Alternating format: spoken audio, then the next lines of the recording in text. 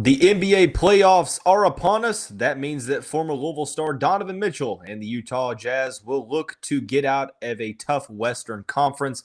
We'll talk about everything you need to know about their run on this episode of the Locked On Louisville podcast. Stay tuned. You are Locked On Louisville, your daily podcast on the Louisville Cardinals. Part of the Locked On Podcast Network, your team every day. What is going on, everyone? Welcome into this bonus episode of the Locked On Louisville podcast. I'm your host, Dalton Pence. I serve as a credential media member for Cardinal Sports Zone. I also do some PA announcing work for the university in various sports. Before we introduce our guests, I want to take this time to thank you, as always, for making us your first listen of the day. And just a reminder, the Locked On Louisville podcast is free on all streaming services 5 days a week. Your team every day. As I mentioned, Utah Jazz are gearing up for a postseason run. Who else better to have in this virtual studio with me than Forbes.com NBA writer Shane Young, my good friend. Shane, what's going on, man? I'm doing good. We survived a tornado. I'm alive. I'm yes, well. We did. I'm just waiting around for these playoffs on Saturday afternoon. Can't wait. Oh, yeah, definitely so. Definitely so. But we'll kind of keep it strictly based upon Donovan and the Jazz. We'll first talk about, how Donovan did in the regular season. I want you to assess his regular season overall production. We'll then transition into answering the question, what constitutes a successful run in the playoffs for the Jazz? And then finally, assuming that they do, or not really assuming, but in the instance in which they do have an early exit in the postseason, what does that mean for Utah? Does Donovan look to leave in the summer, or do the Utah Jazz look to make some internal moves before it gets that far? We'll go ahead and start out with Donovan Mitchell's regular season. Just for reference, this season, not necessarily straying away too far from the norm, averaging 25.9 points per game, which is a 0.5 regression from last season. Appeared in 67 games, shot the ball 45% from the field, 36% from behind the arc, 4.7 free throws attempted per game, 4.2 assists, 5.3 rebounds, 1.5 steals, going through the numbers. The big jump here for me was the 2-point percentage going from 48% to 53%. So, but Shane, not necessarily a lot of change in the numbers, the statistical numbers for Donovan. How would you assess his production in the regular season?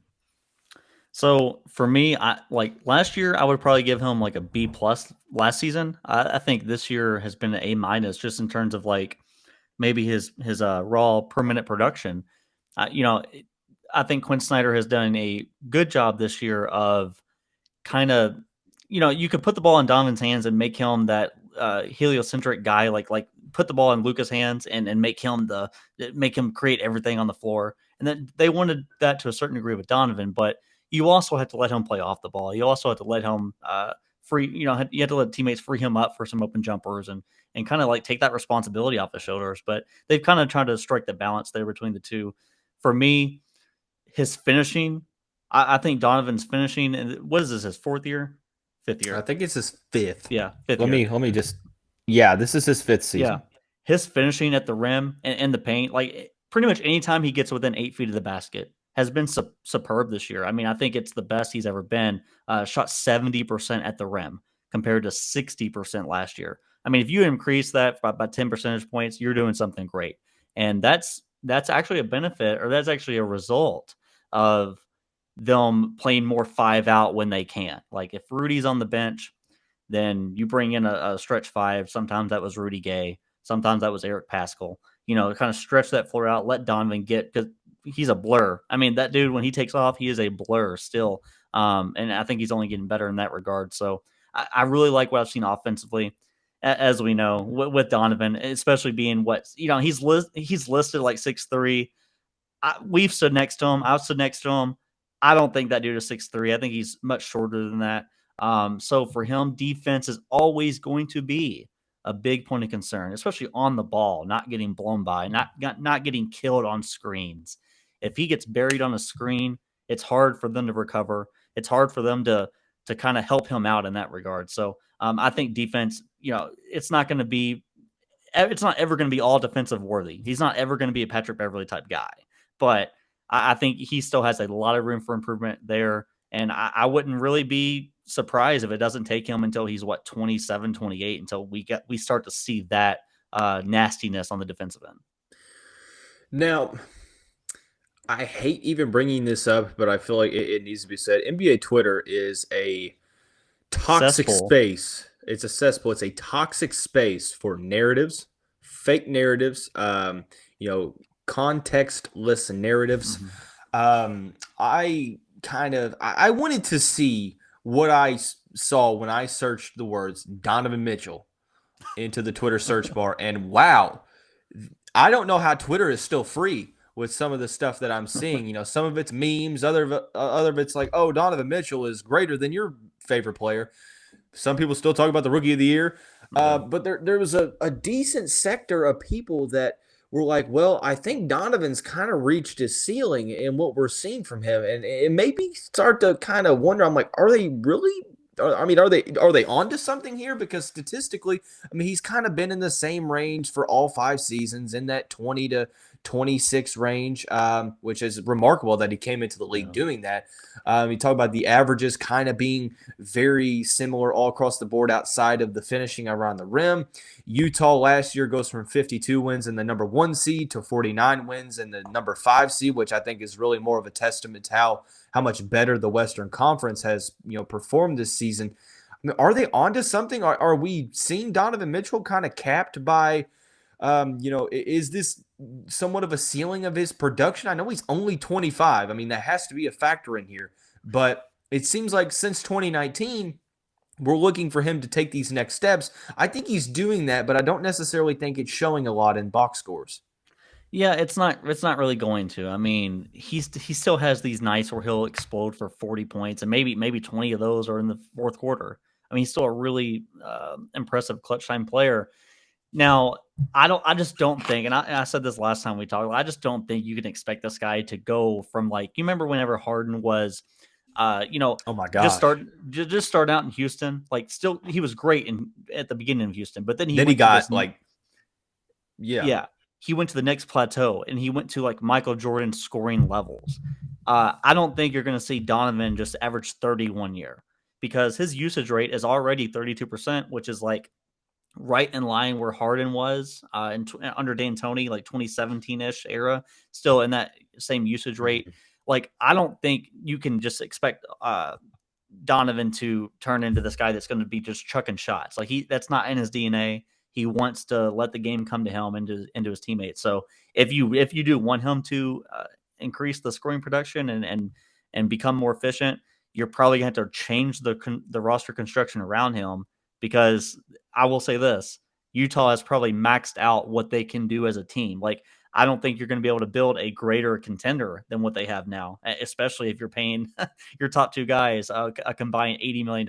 You can't do it. That is a perfect transition into the next topic, which is, what does a successful postseason run look like here for the Utah Jazz? We're going to talk about that here in the next segment, after we talk about our friends over at Built Bar. Look, it's usually the time of the year that I'm like, okay, you know what? Resolutions, they're gone. They've been long gone since probably about February. This year, it's been a little different. I've been sticking to my resolution to eat right, thanks to Built Bar. It almost feels like it's not even really a resolution, because I actually enjoy eating them.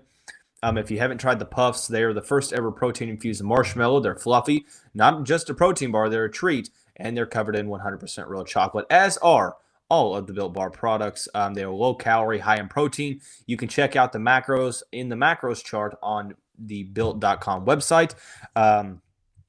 From mint brownie to coconut almond, white chocolate cookies and cream. There are so many different flavors and a wide variety that you can choose from. They're all delicious and all healthy. Do yourself a favor. Go to Built.com, use the promo code LOCKED15, and you'll get 15% off your order. Once again, that's using the promo code LOCKED15 for 15% off at Built.com. Hey, thanks again for making Locked on Louisville your first listen every day. Now, a big announcement that we have been talking about throughout the week. Starting Thursday, April 28th, tune into Locked On NFL Draft's live coverage of the 2022 NFL Draft with all 3 days of real-time analysis from our extensive lineup of experts and insiders. And for those of you dying to know who your team will take, Catch Odyssey and Locked On's NFL Mock Draft Special, hosted by Brian Peacock and former scout Matt Williamson of the Peacock and Williamson NFL show, all week leading up to the first pick. So I'm here, obviously, with my good friend Shane Young, Forbes.com NBA writer, who really specializes, I say, in the Western Conference, because I feel like, you went from like Golden State to the Clippers, and it's kind of been all across the board. But I think you really do a good job in terms of your approach to what the ceiling is of this Utah Jazz team. Now, I will say, for the record, not trying to throw any shade at you. When you came on here last, you said that the Jazz were going to be your pick to make the NBA Finals. Granted, they haven't necessarily done much different from last year. I mean, they're only a 3-win, differential, but Phoenix has been incredible. Memphis has come out of nowhere. Like, who anticipated the Grizzlies? Like, who could have guessed that? If you're raising your hand, put it down. You're lying. Golden State's doing what Golden State does. But so on and so forth. The Utah Jazz, now the 5th seed in the postseason. They will go against the Mavericks, which, correct me if I'm wrong, Shane, it seems like the status of Luka Doncic is still kind of up in the air. They're keeping it close to the chest, probably by design, not trying to show their hand too early. I guess my question is, it really is kind of a weird question, because people are going to define success differently just due to their expectations. What constitutes a successful run for the Utah Jazz, in your opinion? It's sad that they got into the top half of the bracket, because if they were to fall into the Warriors, Nuggets, Grizzlies, and Timberwolves side, you can make a case that they match up really well with those teams. I know Golden State fans won't want to hear that, because Steph likes to pull up and abuse drop coverage like which Rudy Gobert plays. But I think Utah could handle them in terms of getting mismatches in the post. And I really do think that they would have been able to survive against Golden State, is what I'm trying to say. Now, you're going against, Luka's going to miss game 1. Maybe game 2, Luka's back. So all of a sudden, the Jazz, first game of the playoffs, Dalton. Is JJ Barea back? God, no, I don't know where that dude is. Might be an assistant somewhere. Actually, I'm surprised JJ Barea recovered from Andrew Bynum's nasty cheap shot in 2011. If you haven't seen it, look it up, people. It's bad. But all of a sudden, the Jazz are in a must-win road game 1. Like, when does that ever happen? Like, if you don't win that game, you're probably screwed for the series. Like, they have to steal this game 1 against Dallas, and if they beat them, what's your reward for knocking off? Why is that? So why is it really? Is it because no Luka? We've seen Luka Magic's real. Luka. Yeah, I mean, the guy's phenomenal. Like, he's already up there in terms of like leaderboards and postseason, like 50-point performances and stuff like that. I guess it would probably be because of the lack of Luka on the court is why game 1 and maybe game 2 are so important. Yeah, because if you go down L2, I don't think Luka Doncic, now he did it against the Clippers last year, but I don't think he's losing a 2-0 series lead against this Jazz team. I just don't think he is. So if you split in Dallas 1-1, you give yourself an opportunity to go home to Salt Lake City and kind of take control of the series. Now, hopefully for the Jazz, that'll happen. But what's your reward if you beat the Mavericks? You get the 64-18 Phoenix Suns, the team that has lost 3 games in the clutch all year.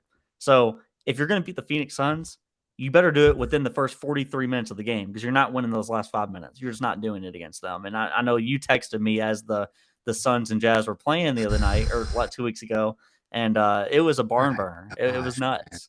So I don't think Utah wants to see that up 25 in the second half and lose it. To your question, what would be successful? It's hard for me to even say that, because my answer to that is different from Salt Lake City's answer to that and the national media's answer to that.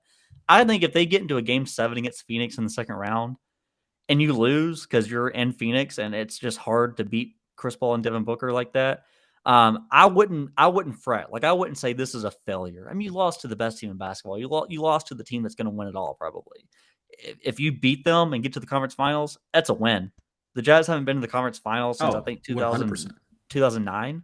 So maybe the answer is just get into the West Finals and hope to God you see Golden State or don't see Golden State or something like that. But man, I gotta tell you, I don't have faith. I picked them to go to the finals. That's before they started choking these leads. They had the number 1 point differential in basketball up until Christmas.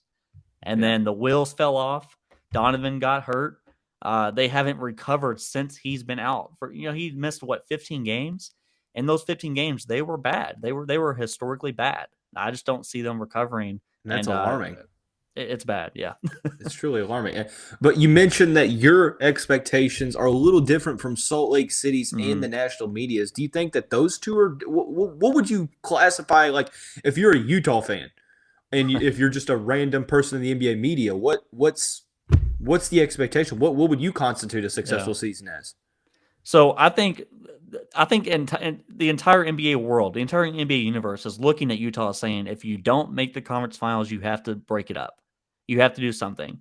And I think as much as we've talked, like at our dinners and stuff, like I think you understand that I'm not reactionary like that. Like, I don't think that you should blow it up just because you lost in a hard-fought game 6 or 7 against the best team in basketball. So for me, maybe that's my fault. Maybe that I hang on too much to team success.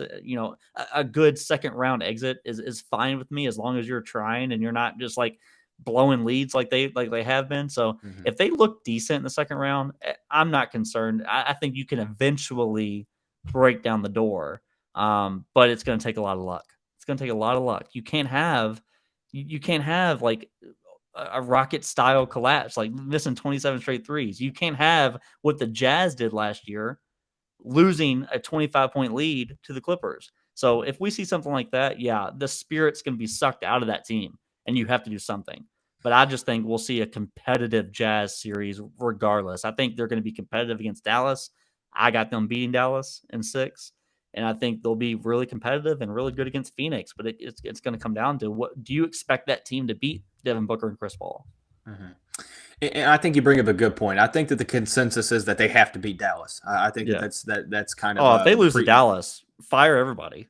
That's the prerequisite. If assuming they get past Dallas, I think I'm in agreement with you. Usually I'm kind of like, okay, I'm not necessarily a huge fan of the way the roster's constructed in Utah anyway, because I'm not a huge fan of Rudy Gobert making all that money. But I think it's not what happens really against the Suns, it's how you look.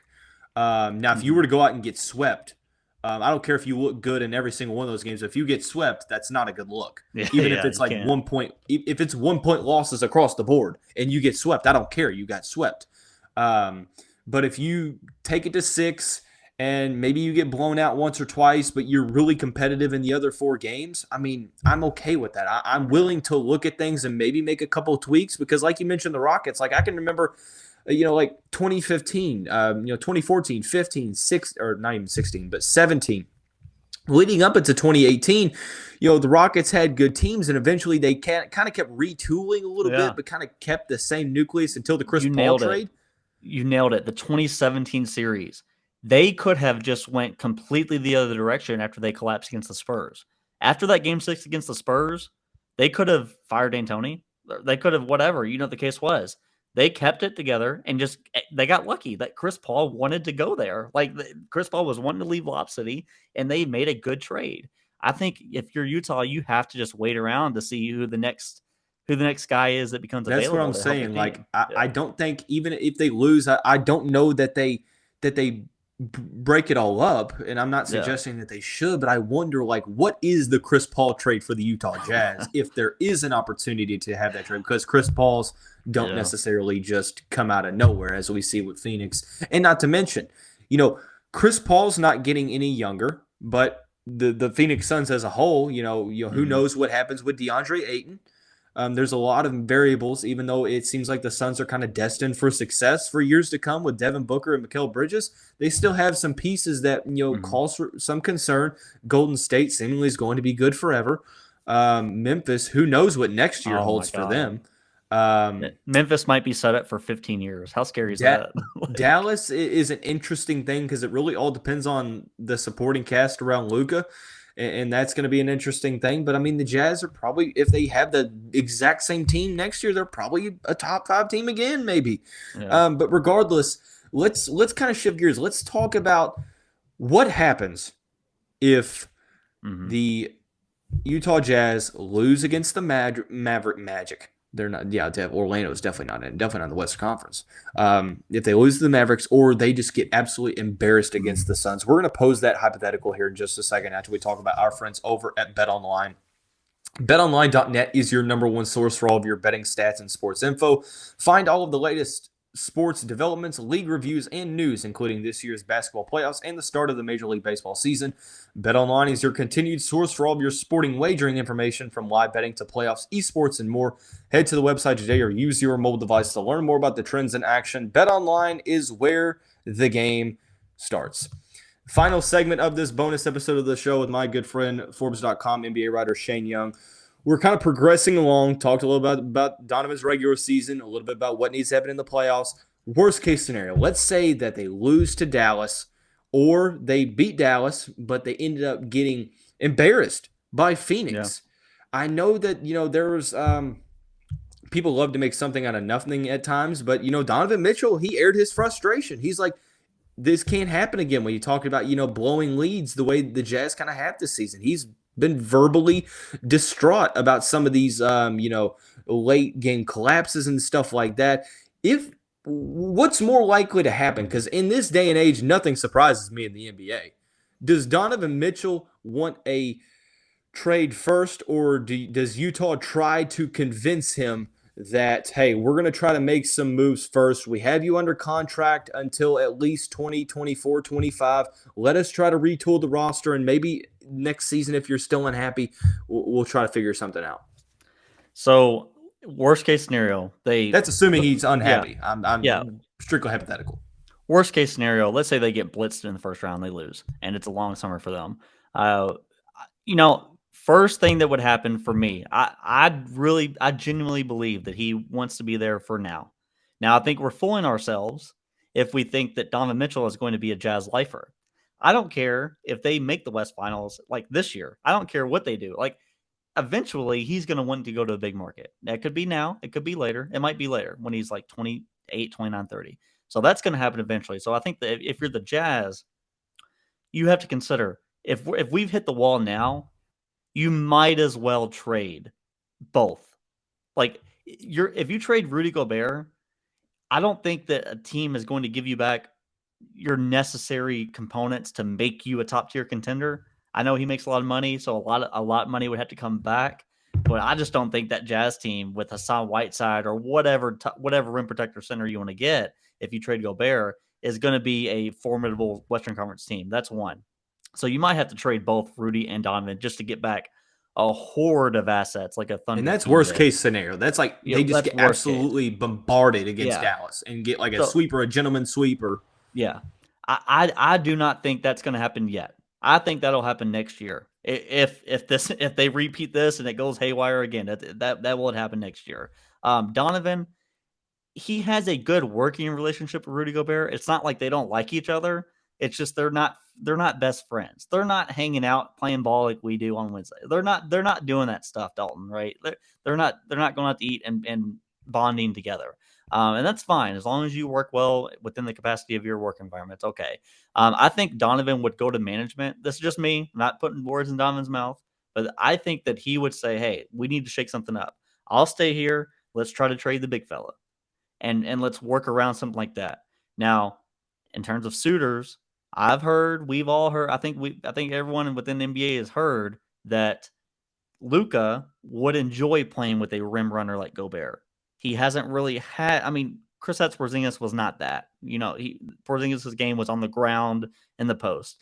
I think he would enjoy a pick and roll rim runner like Rudy. So maybe you try to work out something with Dallas to try to, get Luka a big like that, then bring back some wing defenders and some guards and some assets like that.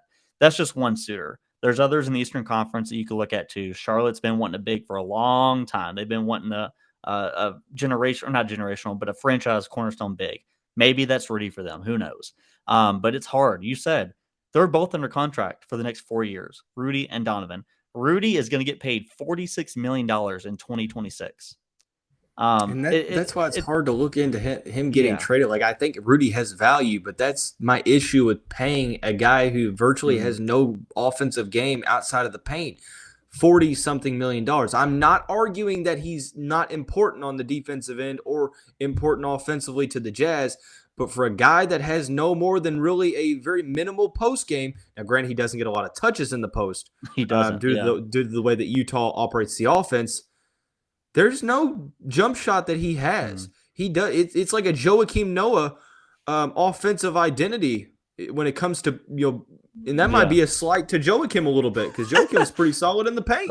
But Let me ask you a question. There's no range there. Paying somebody $40-something million a year for defense and setting screens and rebounding, it's hard to win like that. Yeah, you can't build out your team. Maybe in 2009, maybe in 2009 it would be sustainable before Steph Curry changed the NBA for good. But until we see traditional back to the basket bigs really dominate the league again, you know what I mean? Let me ask you a question let me ask you something about Rudy. Let's say they lose dramatically and Donovan wants a shakeup. He wants them to build out the roster in a well-rounded way. Trade Rudy Gobert. Do you think that him having 4 seasons left under contract, one is a player option, which he'll pick up because he's not turned down $46 million at that age. Do you think that helps his case that, I'm Team X, I'm Charlotte, I want a guy that's under contract for 4 years because I know that he's ours. He's not going anywhere. Or do you think that hurts because a team would be like, 4 years at $45 million? So does it help or hurt that he has that much guaranteed money? I think a little bit of both. I think it hurts his chance to going to a team that's looking to compete for a title. Oh, absolutely. I don't think a team that's looking for a title, number one, is going to have that money. Number two is going to give up the assets financially to, put that money there. And number three, why would they even go after a player that's getting that much money and try to win a title when we just saw in Utah that it didn't work? So I think it hurts in that sense. And he's 29 years old and scheduled to make that much money, going into the, I guess, waning years of his prime, if we're considering this his prime. So it's a little bit trickier with big men because it seems like their primes end a little quicker than guards and wings and stuff like that. I think maybe what if you're a bad team? Yeah, what if you're a that's really what I'm bad saying. team? Maybe the long-term commitment makes sense for a team like Charlotte that's not a free agent destination that has to try to make these value trades. I find it tough to believe that Dallas would really go after him because of that long-term commitment. They just saw how it didn't work with Porzingis. Granted, Rudy's a solid player. I could see one of those teams, not a big free agent destination, has been habitually bad for the last decade or so, looking to try to at least compete. I could see a team, trying to make a move for Rudy. I'm not sure who that team would be. And I think the biggest question is, what is Rudy's what is his return? What would you get out of Rudy Gobert in his prime, 29 years old? He's one of the best defensive metrics players, quite possibly of all time. He's going to improve your team defense a ton. He's going to be great screening the ball. But if you're looking for him to score from the free throw line, you have a better chance of me hitting a half-court three with my eyes closed. Wow. So the return in terms of financial, the return for financial value is, in my opinion, a guy that makes 20-ish million. So not a Tobias Harris who makes 38, like not a top tier contract. There aren't that many contracts that are willing to be traded. Yeah, Russell Westbrook. Someone that makes going to the Lakers. He might be Rudy, LeBron, and AD. No, that wouldn't work. But talking about a train wreck, but already, man. A mid-tier contract plus some other little ones, right? I think to make up the $46 million, if you're going to match salaries, you're not going to go 46 for 46. And that in that instance, just trade John Wall or Russell Westbrook for Rudy, but that's not going to happen, right? So get a 20 million-ish guy, then a few guys that make 7 or 8. And that's what's going to happen. Utah would get back a good player, presumably, and then a couple other end-of-the-bench guys.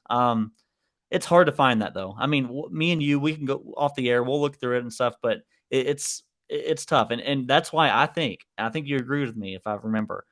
I don't think anything happens this year. Like, I think they just lose in the second round, and try to maybe a coaching change. I love Quinn Snyder. I think the guy is an offensive, not, I wouldn't say genius, but he knows what the hell he's doing offensively.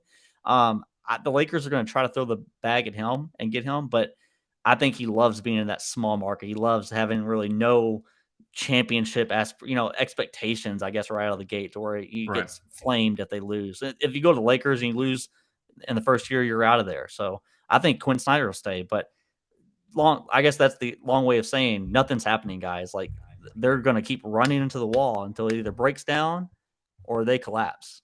What about okay? Let's kind of keep pushing the hypothetical, and I think I have to keep reminding people that this is only a hypothetical, just for the need and series for just conversation. So don't take this as gospel and that we're predicting that the train tracks are going to be destroyed here in Utah. We're not saying that. Let's say Rudy stays. Maybe Donovan wants Rudy there, but there's some other guys that are making big time money. Mike Conley is 34 years old, and he's making over $20 million for the next 2 seasons after this. You have Bojan Bogdanovic, who next season is an expiring contract that could have some decent trade value for a guy who can shoot the ball pretty well. Jordan Clarkson, is just under $15 million a year. Royce O'Neal is just under $10 a year. You have some contracts that, if you're wanting to try to make some low investment, high type of return on investment moves, maybe it starts with now. Obviously, Mike Conley's market is not going to be much, you would assume. And then maybe Jordan Clarkson, you get a little bit more. Bojan Bogdanovic, I would assume, on a 1-year expiring deal, could be a very valuable contract. People would want Bojan for sure. But, I mean, I guess my question is, if things fail and they're like, okay, we have to do something, is Rudy more likely to go, or do they turn to the other pieces of the supporting cast? Like, look, we have our 2 guys that can lead us there. We just need you all to be better. And they start trading away some supporting pieces. The attractive option would be to try to dangle Bojan out there and see if another team would want him. Problem is, how do you replace what he gives you? He gives you elite 3-point shooting. Like, are you bringing? And that's their offense. Their offense is predicated on perimeter shooting. That's been the old age old question for the Jazz for like 2 years now. Like, all these trades that people want us to do, the fan base and Twitter, all these trades that people want us to do. How are we going to bring back the production? If you trade Mike Conley, which he looks old and he's not as good defensively, but that dude is still shooting like 40% from 3 on 7.5 or 8 attempts a game. How are you replicating that? Asking Donovan to take 15? I don't see an answer. But what you said, keep Donovan and Rudy and try to see if you can work around and get better defenders, because Bojan can't guard a traffic cone. Mike Conley hey man, my defense is awful, but I shot. It's really not that bad, for being honest.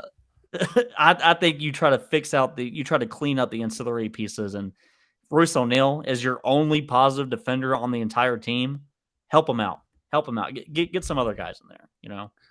To make matters short and to summarize it the best way I know how, things get really interesting if you're looking to break it down, because you're not going to be able to stay a contender like you were. If you break it down with Rudy or with Donovan or even with some of the supporting pieces, the return on investment usually is never as much as you're looking for with guys that are getting paid big money.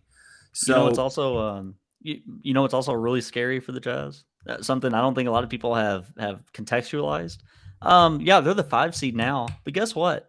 Next year, Kawhi Leonard's back, Jamal Murray's back, Michael Porter Jr.'s back, Norman Powell gets a full season with the Clippers. Like, there's 2 teams that are definitely passing the Jazz next year. That could push them down to the play-in. So great.